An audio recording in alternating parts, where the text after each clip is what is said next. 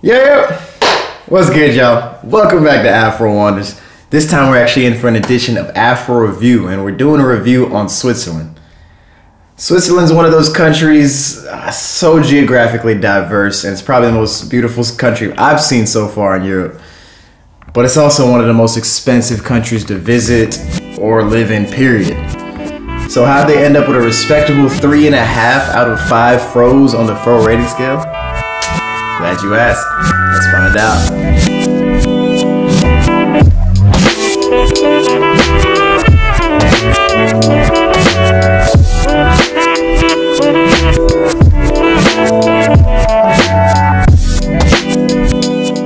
Alright, so Switzerland's one of those countries that I felt very comfortable being in my own skin. And I visited several parts of it during my road trip. I hit Lauterbrunnen, beautiful little village, Zurich for hiking, and I went to Zurich, of course, because it's one of the most top places to live in the world, so I had to go see about that. And honestly, I mean, it was, of course, to go figure, in the villages, it's very obvious that I'm not from there. A, because they are like pretty popular tourist destinations, and B, definitely nobody that looks like me running around there. There's no black people, very few. But see, about half the time I was running around with camera gear, so it's pretty obvious I'm not from there. But what's bugged out about it is that when I was there, I didn't think about race at all, which sometimes happens in other places, just the way people stare. I didn't think about it at all until I got to Zurich, and I had like 3 different conversations with people, and race just got brought into it, which happens sometimes. But I'm gonna talk about 2 of those conversations because they kind of stuck with me. I'm gonna share that with y'all.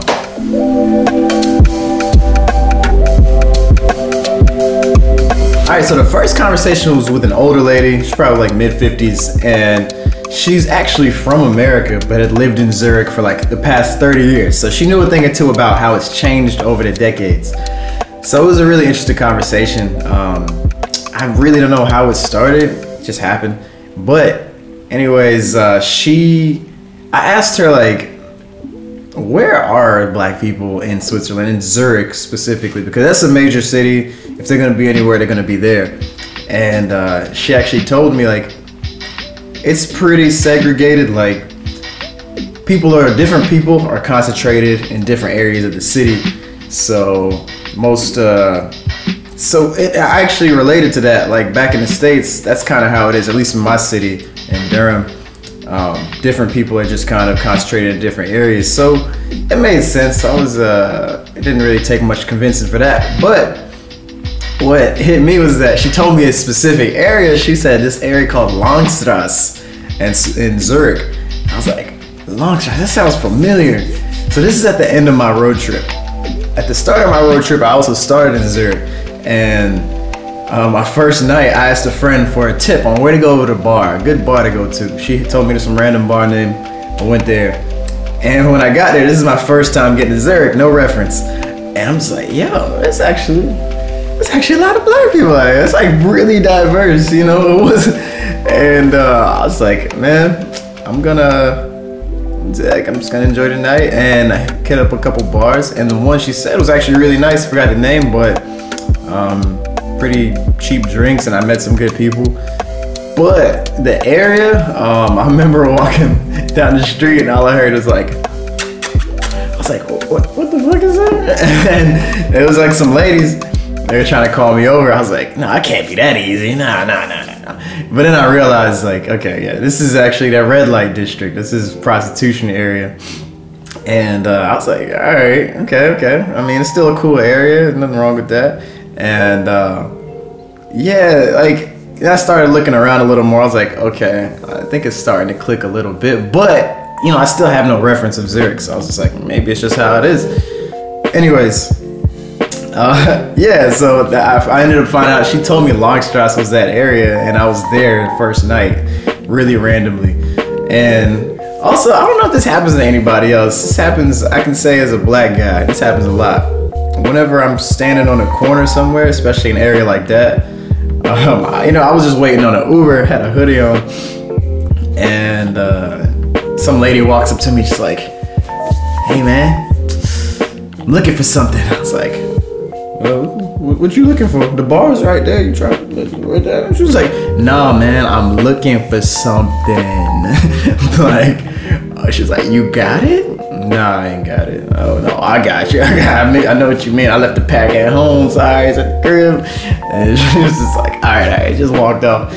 And yeah, so I realized that happens to me a lot in different areas. It's like if I'm just standing waiting on an Uber or standing in the corner for some reason, people kind of think you're the plug, like you got it. But I was wondering if that happens to any other black guys or just people in general. I assume it's more so the black guys, but if it does, leave a comment below and just let me know, because it's so weird. So yeah, the second conversation was, it's actually at this restaurant. Sometimes they do this thing in different countries where, like, especially if you're traveling alone, or if you're just at the restaurant alone, they'll just sit you at a table with another person just to save some space. And I ended up getting seated with this older dude. He's actually from Zurich, and we actually had a decent conversation. I actually liked this guy. We ended up linking up on LinkedIn. And what's funny, so there was this baby that was sitting next to us. I mean, not by himself, mom was holding him, but the baby was just kind of staring at me. The kid was bugged out. He was just like this the whole time, just like 5 minutes.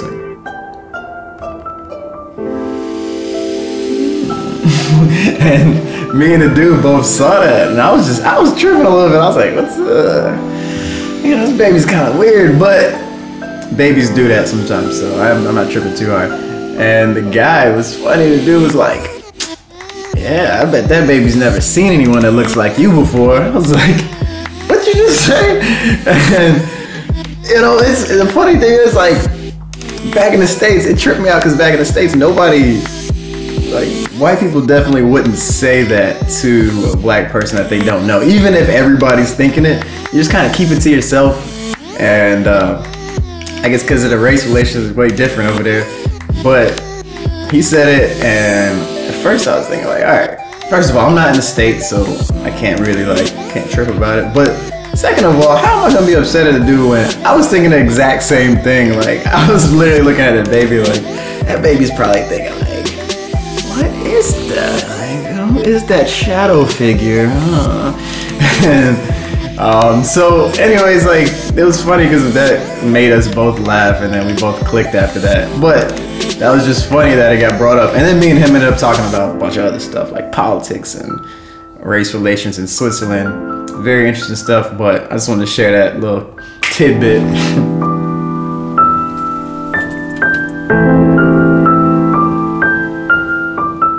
So Switzerland's one of those places where everybody seems to tend to mind their own business. Nobody's like reaching out to you to talk or anything like that.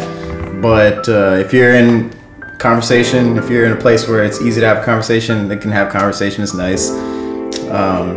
And people just seem to tend to mind their own business, enjoy their lives. They got all that beautiful nature. It's a little faster paced in Zurich, so people kind of on the move. But yeah, after all, it's one of the top places to live in the world. Always at the top of the list, one or two. So go figure. But yeah, also there's enough diversity in the city, especially of Zurich, that I'm not a rare sighting there. There's plenty of black people, but they're just in different parts of the city. Of course, they make their way to the center. So yeah, I'm not a rare sighting. People don't look at me out of curiosity. No double takes, none of that. So that's a nice thing. And as far as the service goes, yeah, no issues there. Everything is really normal. Yeah, I never had any issues with stuff at restaurants, so all that's good. And actually, the food is really good. Surprisingly, like, it's a lot like soul food. They got like some mac and cheese, but like they're definitely their own twist on it, or these like veal chops that are really good. So that's definitely a surprise. Switzerland food is really good, and of course the chocolate. Y'all know Swiss chocolate. But yeah, so the treatment around there and the safety, it's really good. Like, I have no issues with that.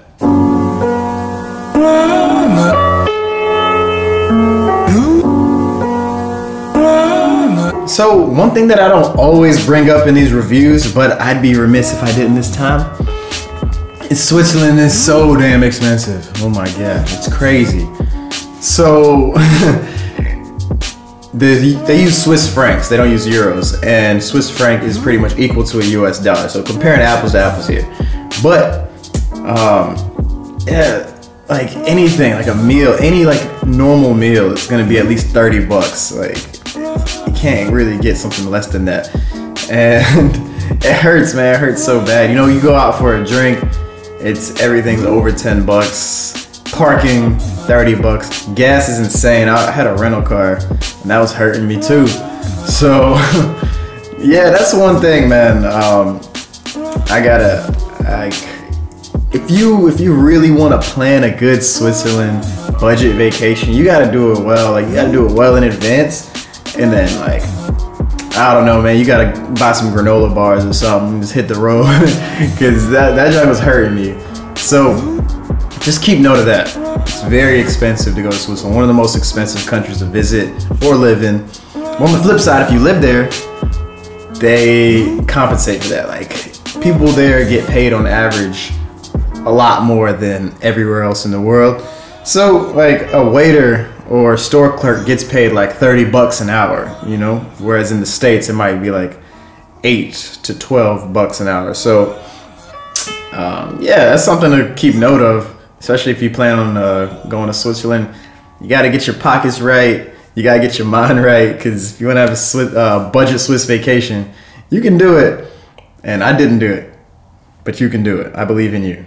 I did that, so hopefully you ain't gotta go through that.